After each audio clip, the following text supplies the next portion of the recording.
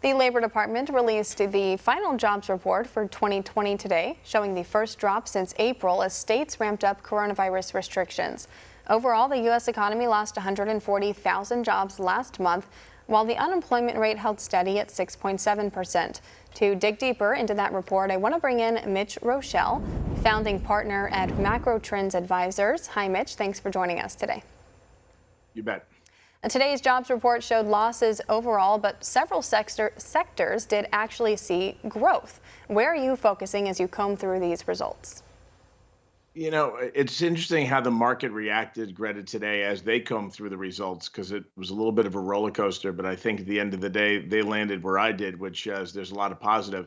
The fall off in the leisure and hospitality of almost 500,000 jobs, not entirely unexpected.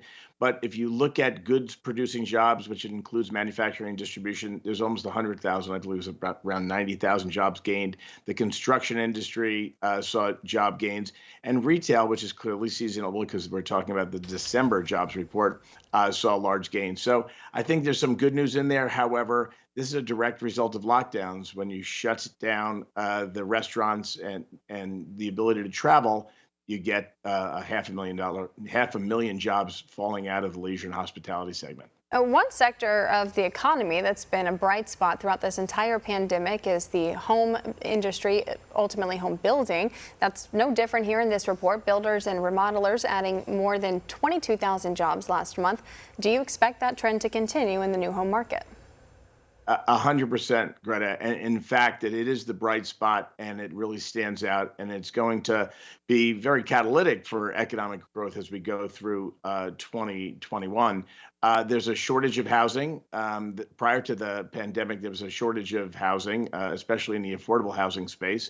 And I think as people, reevaluate where they want to live and start moving around, especially out of high tax states, we're seeing tremendous demand for housing, and the only way to satisfy that demand, although it takes a while to build a home, is for new construction. So we saw 500,000 jobs created in construction. Most of that is residential construction, and I think that is a trend you can count on continuing throughout 2021. You mentioned that lack of supply in the housing market, and that has ultimately driven prices higher and at a really fast pace. We've seen a downtick in buyers being able to purchase, and there's been a drop in the purchasing activity, mortgage activity, as they are pressured by those high prices. How does the housing market keep up with people being able to buy homes and afford them, and being able to meet the supply demands that are there? At some point, prices get too high and people just started backing away. When you're bidding $50,000 over asking price on a $400,000 home, I think people start walking away from deals. And we may see interest rates tick up. While mortgage rates this week hit another low on Thursday, we saw the 10-year Treasury break through 1%. I think it closed around 118 today. And obviously, interest rates influence people's buying decisions. So it wouldn't be a terrible thing if the market cooled a little bit and got a little less frothy. But I think that wall of demand is going to exceed supply for a lot of 2021, if not into 2022. And that's going to continue to put upward pressure on prices. The loss of jobs today, as you mentioned, was focused in leisure and hospitality as Democrats reimpose restrictions in several states. Do you expect to see any change in the labor market recovery as Democrats are now set to take over both the White House and Congress? Yeah, ultimately, the decision about opening a state or a city or a municipality is local.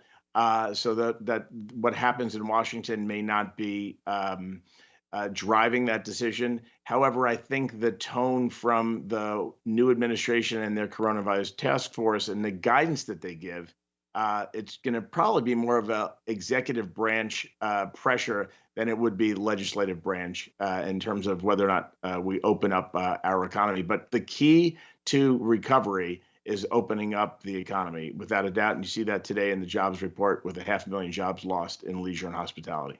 All right, Mitch Roschelle, founding partner at Macro Trends Advisors, joining us to discuss the December jobs report. Thanks as always for coming on the show today. Have a good weekend, Greta. You as well. Want to see more videos like this?